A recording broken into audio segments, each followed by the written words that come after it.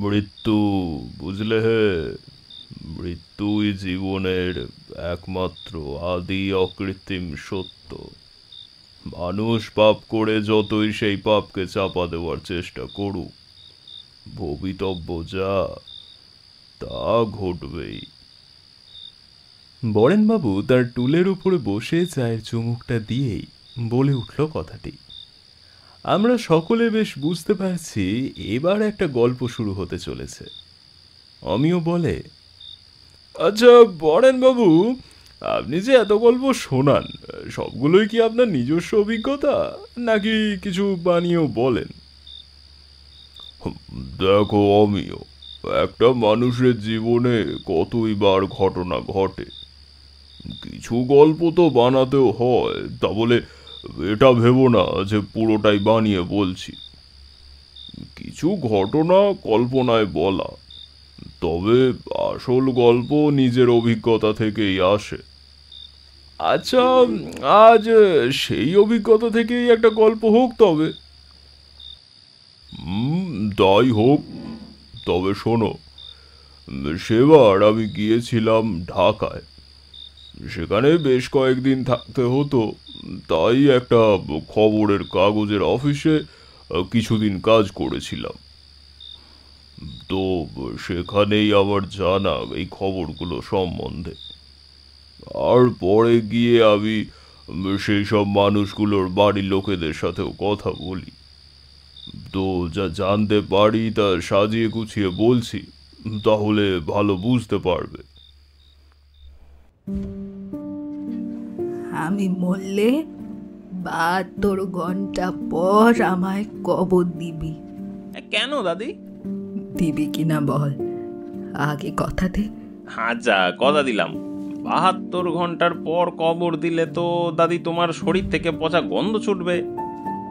ঝন্টু, বাজে কথা বলবি না। ছোট ভাইকে বড় ভাই মন্টু ধমক লাগায়। আচ্ছা দাদি, কারণটা বলবে না? আছে, কারণ আছে। কি কারণ সেটা খুলে বলো না। তোরা বুঝবি না। বুঝবো বুঝবো, বুঝায় বললেই বুঝবো। তাইলে বলি শোন, আমার একটা সমস্যা আছে। মৃত্যু ভয় আমার নাই। বয়স হয়েছে, মরবো, সেটাই স্বাভাবিক। দাদি, তোমার বয়স কত হইল? 83 পার করছি। ঝন্টু, কথার মাঝে মাঝে কথা বলিস কেন? দাদি, তুমি বলো বরং। হ্যাঁ, মৃত্যু ভয় তোমার নাই। তারপর? হ্যাঁ, যা বলছিলাম, মৃত্যু ভয় আমার নাই, তবে একটা ভয় আমার আছে। সেটা কি?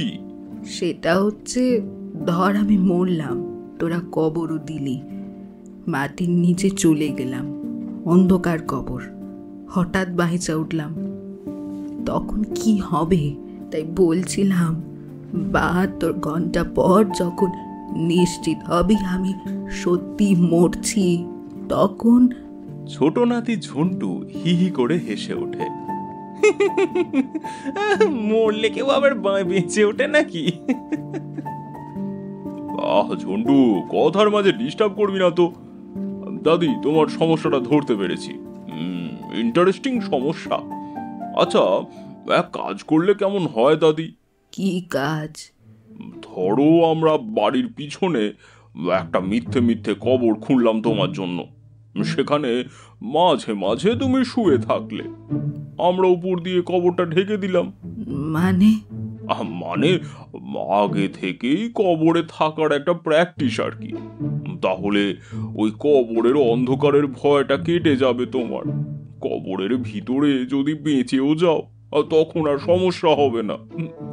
দাদি মোসাম্মদ ফতেমা বেগম বুঝতে পারলেন তার নাতি দুইটা আসলে তার সাথে ফাজলামো করছে।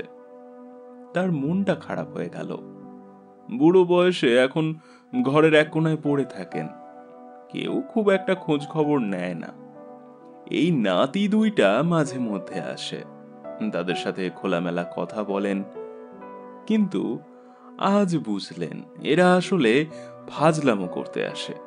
তিনি ধরতে পারেন না। ও কি দাদি, আইডিয়াটা কেমন? তাহলে কি কবর খুঁড়বো? মোসাম্মদ ফাতেমা বেগম তার চশমার ফাঁক দিয়ে তীক্ষ্ণ দৃষ্টিতে তাকান। বড় নাতিটার ঠোঁটে সূক্ষ্ম একটা হাসি, আর ছোটটা দাঁত বের করে আছে আগে থেকেই। তোমরা এখন যাও যাও, পরে কথা হবে, যাও। কাঁপা হাতে তিনি বালিশটা ঝাড়েন। বালিশের নিচে থেকে তাজবিটা খুঁজে হাতে নিয়ে অভ্যস্ত হাতে টিপতে থাকেন। সেই দিনই মোসাম্মদ ফাতেমা বেগম মারা গেলেন ভোর 4টায়। সবাই টের পেল ভোর 8টায়।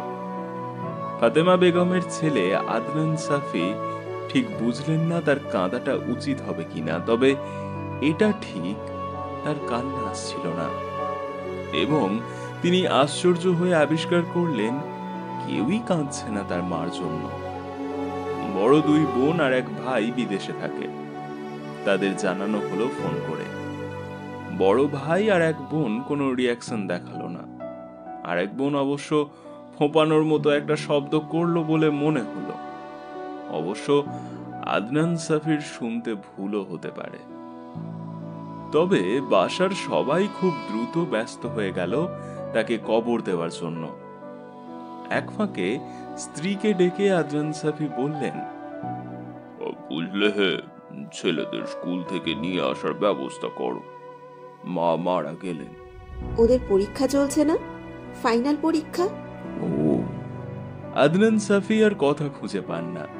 তিনিও অন্যদের সাথে ব্যস্ত হয়ে পড়েন কবর দেওয়ার জোগাড় যন্ত্র করতে।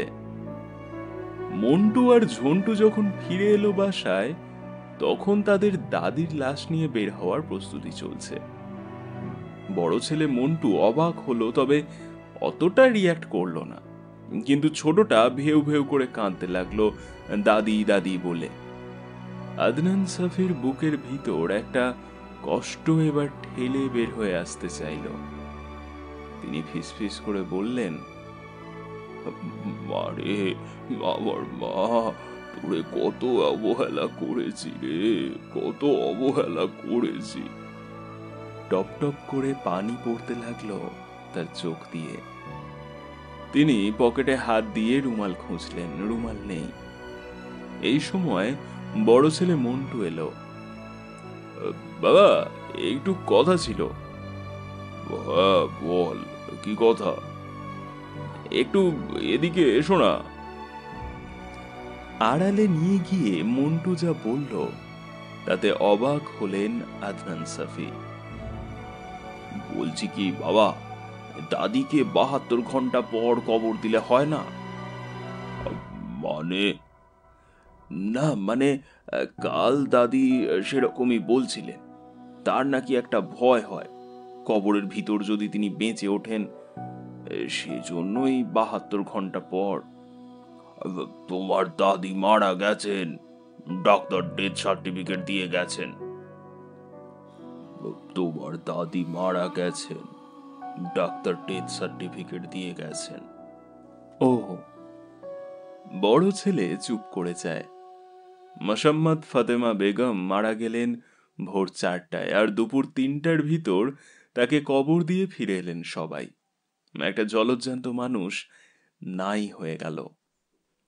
আদনান সাফি ফিরে এসে দেখেন মায়ের ঘরটা ঝাড়পোছ করা হচ্ছে। আগেই কথা ছিল এই ঘরটা খালি হলে ছোট ছেলে ঝন্টুকে দেওয়া হবে, কারণ ঝন্টু বড় হয়েছে, তার একটা আলাদা রুম দরকার। এতদিন 2 ভাই একসাথে ছিল, এখন মন্টুর রুমে মন্টু একা থাকবে আর মার রুমে ঝন্টু। আদনান সাফি বারান্দায় এসে বসলেন। চা খাবে?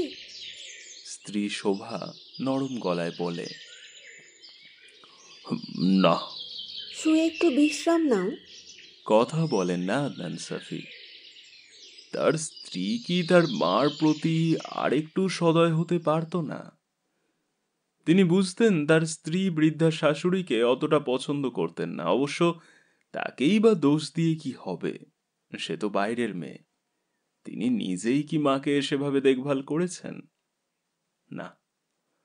আদনান সাফি পকেটে হাত দিয়ে রুমাল খোঁজেন। রাত 1:30টার দিকে আদনান সাফি ধড়মড় করে উঠে বসেন।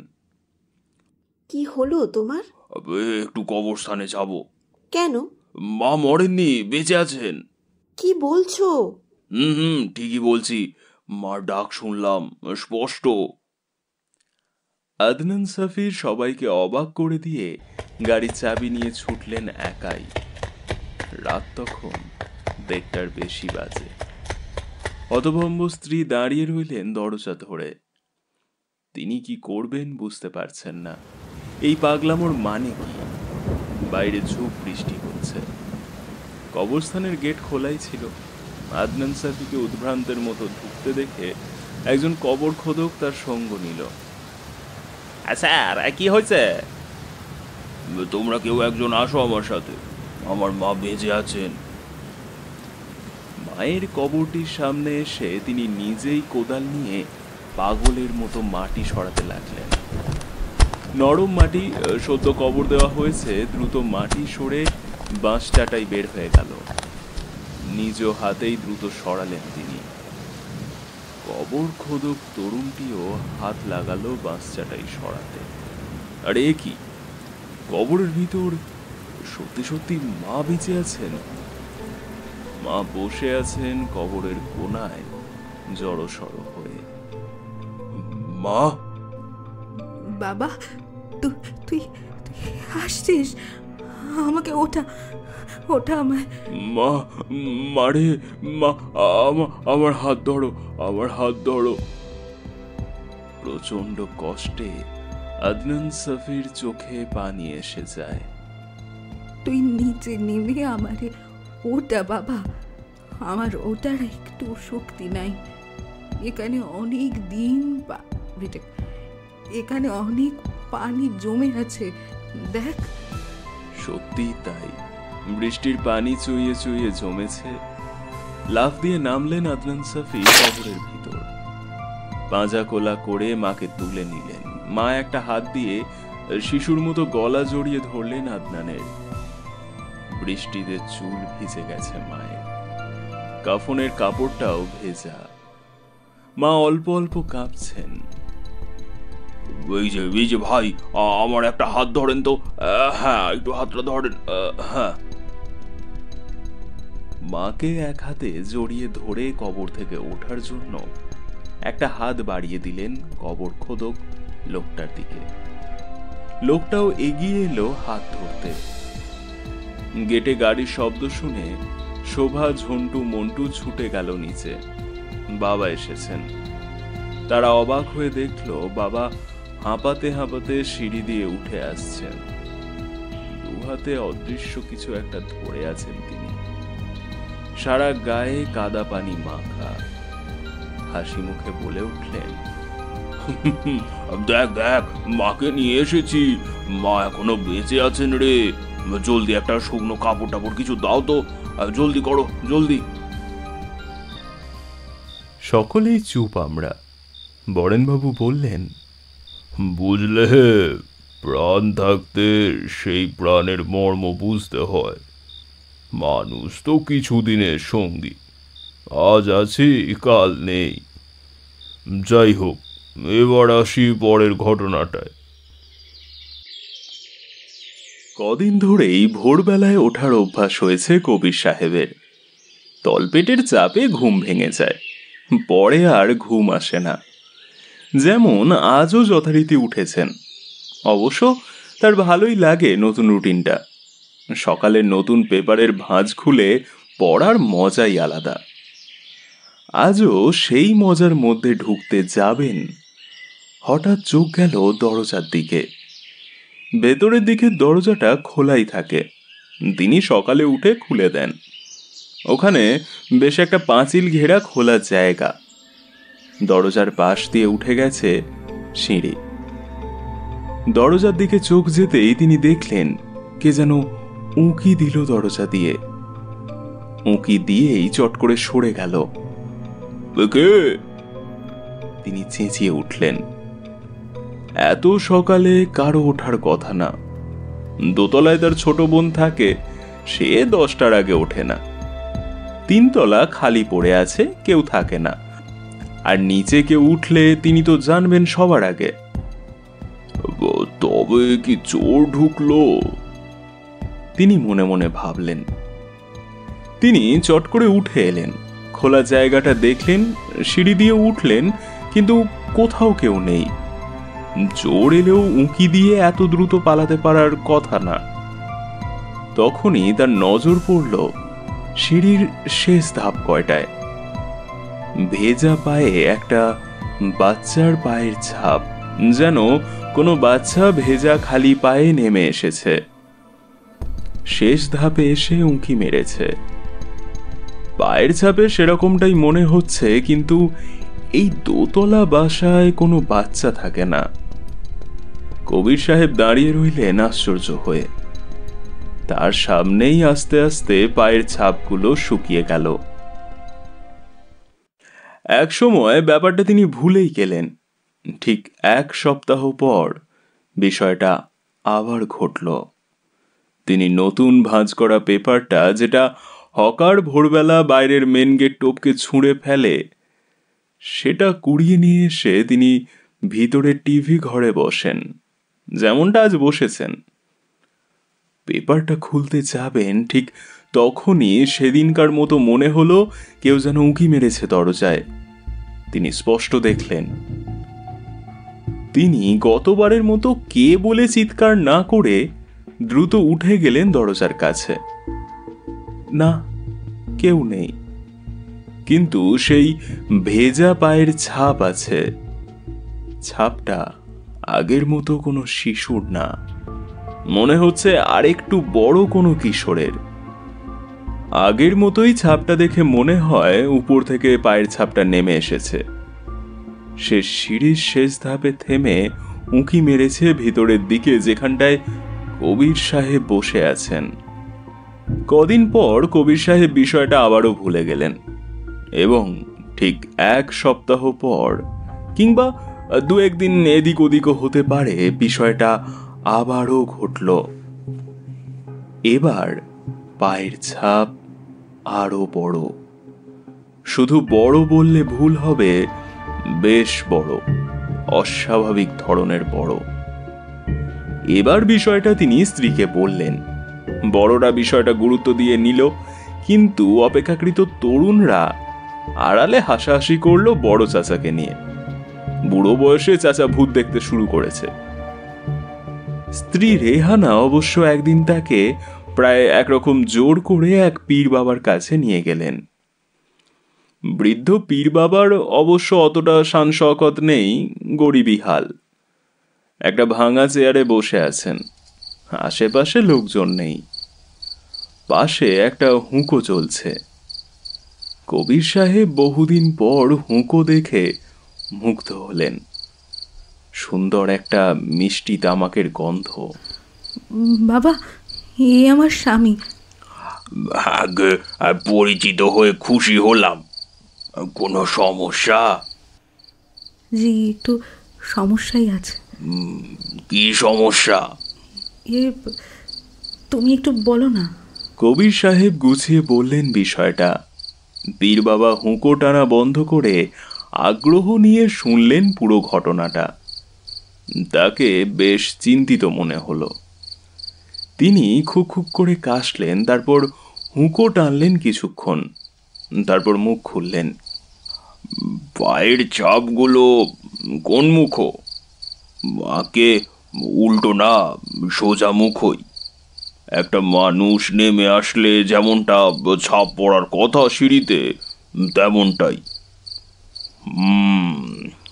কিন্তু ভেজা ছাপ কেন? বিড়বিড় করে নিজের মনেই বললেন তিনি। আচ্ছা, এই কি বারে হয়? জি, প্রতি শনিবারে। শনি পরিকল্পনা করে আর মঙ্গল কাজটা ঘটায়, বিড়বিড় করে নিজের মনে বলে পীর বাবা। আবার হুঁকো টানায় মনোযোগ দেয়। সুন্দর তামাকের গন্ধটা চারিদিকে ছড়িয়ে পড়ে। বাবা, কিছু বুঝলেন? স্ত্রী রেহানা প্রশ্ন করেন। পীর বাবা কথা বলেন না, চোখ বন্ধ করে বসে থাকেন ঝিম ধরে। কিছুক্ষণ পর বলেন, না, বুঝি নাই, বোঝার চেষ্টা করতেছি। তা মেয়ে, তুমি একটু ভিতরের ঘরে যাও, ওনার সাথে আমি একটু কথা বলি। জি বাবা। রেহানা উঠে ভিতরের ঘরে গেলেন। হুঁকোর নলটা রেখে বৃদ্ধ পীর বাবা এবার স্পষ্ট চোখে তাকালেন কবিরের দিকে। কবিরের মনে হলো রাগী একজোড়া চোখ। এই, তোমার ছেলে মেয়ে কয়জন? আগে 3 ছেলে। মেয়ে নাই? জি না। আছে আছে, অবশ্যই আছে, আমি স্পষ্ট দেখলাম। অস্বস্তি বোধ করেন কবির সাহেব। আগে পীর বাবা, আপনি ঠিক কি বলতে চান? আর এক নারীর গর্ভে তোমার এক সন্তান ছিল, মেয়ে শিশু, মনে পড়ে? কবির সাহেব কুলকুল করে ঘামছেন। তুমি তারে বালতির পানিতে ডুবায়া মারছো। পীর বাবা ফিসফিস করে বলেন, যাও যাও, বাড়ি যাও, আমার কাছে 250 না। পীর বাবা কি বললেন? ফেরার পথে রেহানা জানতে চান। তেমন কিছু না, বললেন। গাড়ি চালাতে চালাতে কথা খুঁজে পান না কবির সাহেব। কি হলো, কি বললেন? বললেন ঠিক ঠিক হয়ে যাবে। আহ, পরিষ্কার করে বলোই না কি বললেন। আসলে তোমাকে বলতে নিষেধ করেছেন। মিথ্যা বলেন কবির সাহেব। আচ্ছা থাক, তাহলে আর বলারই দরকার নেই। কিন্তু জিনিসটা বন্ধ হবে তো? কি কি বন্ধ হবে? মানে ওই সিঁড়ি দিয়ে পায়ের ছাপ নেমে আসাটা। বললেন তো হবে। এরপর মাসখানে কবির সাহেব ভালোই ছিলেন। তারপর হঠাৎ আরেকদিন মনে হলো কেউ উঁকি দিল। তিনি সঙ্গে সঙ্গে তাকালেন, তার বুকের রক্ত ছলাৎ করে উঠল। ছোট্ট একটা মেয়ে দরজা ধরে দাঁড়িয়ে আছে, ছোট্ট একটা লাল ফ্রক পরা, পানিতে চুপচুপে ভেজা, টপ টপ করে পানি পড়ছে তার মুখের দুপাশ থেকে। তার দিকে হাতে ইশারা দিয়ে ডাকলো মেয়েটি। মন্ত্রমুগ্ধের মতো উঠে গেলেন তিনি। মেয়েটি সিঁড়ি দিয়ে উঠতে লাগলো, তিনি উঠতে লাগলেন। ছোট্ট পায়ের ছাপ উপরের দিকে উঠছে, তিনি উঠছেন। পুরনো আমলের সিঁড়ি ঘুরতে ঘুরতে তিনি 3 তলার ছাদ পর্যন্ত উঠে গেছেন। পরদিন খবরের কাগজে ছোট্ট একটি নিউজ বের হলো। 3 তলার ছাদ থেকে পড়ে এক প্রবীণের করুণ মৃত্যু। খবরটা কাউকে স্পর্শ করলো না। এই ঢাকা শহরে কত রকম মৃত্যুই তো হচ্ছে আজকাল। গল্পটা শুনে মনে হলো মানুষ নিজের পাপ কাজগুলোকে চাপা দিতে কতটা পরিমাণ নিষ্ঠুর হতে পারে। সে বুঝতে পারে না যে নিজের পাপ কাজ চাপা দিতে সে আরো বড় কোনো পাপ করে ফেলছে। বরেনবাবু বললেন, শোনো, আজকের গল্পগুলো একটু বেশি সামাজিক হয়ে যাচ্ছে। আরও একটা গল্প আছে, সেটা বলি। তো এটা একটা অফিসের আর কি। সেই অফিসে একটা ছেলে কাজ করত। তারপর সেই অফিসের লিফটে তার সাথে যা হলো সেই ঘটনাটাই বলছি, শোনো।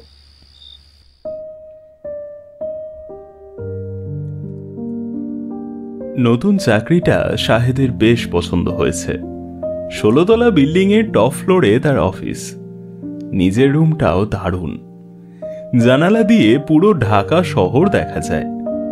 ইদানিং আর একটা মজা শুরু হয়েছে। বস সব সময় তাকে কিছু বাড়তি কাজ দিয়ে যান। বলে, শাহেদ, কাজটা শেষ করে অফিস থেকে বের হইও।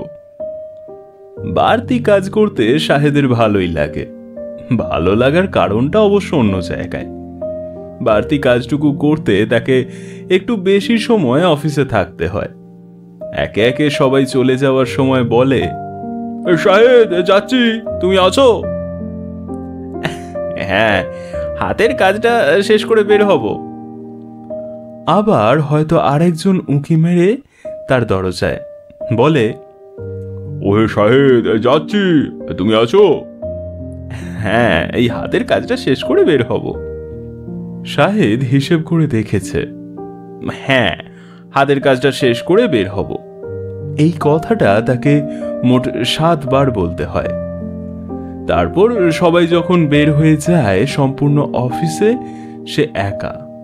তখন সে মেইন দরজা লক করে একটা সিগারেট ধরায়, নিজের রুমে বসে পর্দা সরিয়ে তাকিয়ে থাকে ঢাকা শহরের দিকে।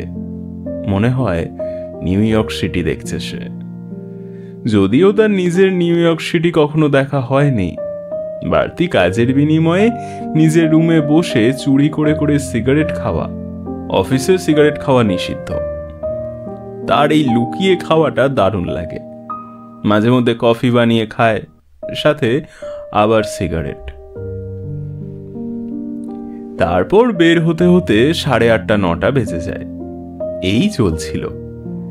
সেদিন বের হতে হতে 9টা। অফিস লক করে করিডোর ধরে হেঁটে আসছে লাইট নিভাতে নিভাতে। পিছনে অন্ধকার হচ্ছে, যেন সে লাইট নিভিয়ে নিভিয়ে অন্ধকার তৈরি করতে করতে এগিয়ে যাচ্ছে লিফটের দিকে। এই সময় তার একটু ভয় ভয় লাগে। কেউ নেই এত বড় বিল্ডিংটায়, সে একা একা। পেছনের অন্ধকারটা শুধু সঙ্গী। তার শরীরের ভেতরে শিরশির করা একটা অনুভূতি কাজ করে। লিফটের সামনে এসে বাটন চাপতেই লিফট খুলে যায় না। নিচ থেকে লিফট উঠে আসতে একটু সময় নেয়। এই সময়টুকুতে হাতের মোবাইল অন করে দাঁড়িয়ে থাকে শাহেদ। মোবাইলের স্ক্রিনের হালকা আলোয় সে দাঁড়িয়ে থাকে। একটু পরেই লিফটটা খুলে যায়। লিফটের আলোয় করিডোরটা আলোকিত হয়ে ওঠে। আজও তাই হলো। লিফটটা খুলে গেল। লিফটের আলোয় ভরে গেল করিডোরটা। লিফটের আয়নায় চোখ গেল শাহেদের বরাবরের মতো। ধক করে উঠল বুকটা। তার পেছনে আর একটা মুখ। সঙ্গে সঙ্গে পেছনে ফিরে তাকায় সে, কেউ নেই, সে একা। দ্রুত লিফটে উঠে দরজা লক করার বাটনটা চাপ দেয়। সঙ্গে সঙ্গেই দরজা লক হয়ে যায়। আজ যেন অনন্ত কাল লাগছে দরজা লক হতে। না, দরজাটা লক হলো, মানে লক হওয়ার জন্য দরজার ভারী পাল্লা দুটো এগিয়ে আসছে, এবং লক হওয়ার আগের মুহূর্তে আবার মুখটা দেখলো সে। এক ঝলক লিফটের বাইরে স্থির চোখে তাকিয়ে আছে তারই দিকে। বুকের ভেতরটা ধক ধক করছে তার। যে কাজ শাহেদ নিজেই খুব অপছন্দ করে, আজ সেটাই করলো। সিগারেট ধরালো একটা লিফটের ভেতরে। আর কি আশ্চর্য, তার মনে হলো অনন্তকাল ধরে লিফটটা নামছে তো নামছেই। 6 আর 7 তলার মাঝামাঝি এসে লিফটটা থেমে গেল। এর মানে কি? তারপর আস্তে করে ঝাঁকি খেয়ে লিফটটা আবার উপরের দিকে উঠতে লাগলো। হতভম্ব শাহেদ গ্রাউন্ডের বাটন টিপছে, কাজ হচ্ছে না। খুব ধীর গতিতে লিফটটা উপরের দিকে উঠছে তো উঠছেই। 16 তলায় এসে থামলো লিফটটা। শাহেদ টের পেল সে রীতিমতো ঘামছে। এখন কি লিফটের দরজা আবার খুলবে? সে আবার দেখবে সেই মুখটা। দরজা খুলে গেল। অন্ধকার করিডোর, কোথাও কেউ নেই। লিফট বন্ধ হলো, আবার নামতে লাগলো নিচের দিকে। 11 তলায় এসে থেমে গেল লিফটটা। দরজা খুলে গেল আপনা আপনি। শাহেদের কি হলো, সে লিফট থেকে বেরিয়ে এলো। শরীরে বোধহয় অ্যাড্রেনালিন হরমোনের নিঃসরণ কমে আসছে, তার সাহস ফিরে এসেছে। তার এক হাতে মোবাইলের টর্চটা অন করে, অন্য হাতে প্রায় নিভে আসা সিগারেট। সে সিঁড়ির দিকে এগিয়ে গেল। সিঁড়ি দিয়ে নামতে নামতে সে আর একটা সিগারেট ধরালো। সিঁড়িটা বরং আলোকিত। প্রতিটা ফ্লোরে সিঁড়ির গোড়ায় একটা করে লাইট। দ্রুত নেমে আসছে শাহেদ। প্রায় লাফিয়ে লাফিয়ে নামছে সে। একসঙ্গে 2-3টা করে সিঁড়ি টপকাচ্ছে। শেষ সিঁড়ি টপকে আলোকিত গ্রাউন্ডে নেমে এলো শাহেদ। তাকে দেখে এগিয়ে এলো দারোয়ান। দারোয়ান তার চেনা, প্রতিদিন রাত করে বের হয় বলে। এই কি হলো স্যার, সিঁড়ি দিয়ে নামলেন যে? লিফট গোলমাল করছে। কি কোন, লিফট তো জায়গা মতো নিয়ে আছে, ওই দেখেন। শাহেদ তাকিয়ে দেখে লিফটটা গ্রাউন্ডে স্থির হয়ে আছে, দরজা খোলা, ভিতরে কেউ একজন দাঁড়িয়ে আছে মাথাটা কাত করে। লিফটের ভিতর ওটা কে? ওই কে? লিফট তো বন্ধ। শাহেদ অবাক হয়ে তাকিয়ে দেখে লিফটটা আস্তে আস্তে করে বন্ধ হয়ে গেল।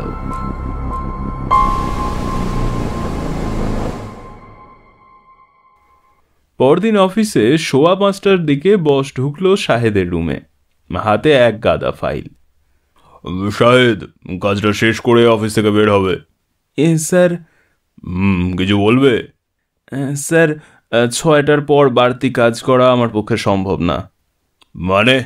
বসের ভ্রু কুঁচকে গেল। স্যার, 6টার পর আমার পক্ষে বাড়তি কাজ করা সম্ভব হবে না। জোর দিয়ে এই কথাগুলো বলল শাহেদ আবার। আচ্ছা।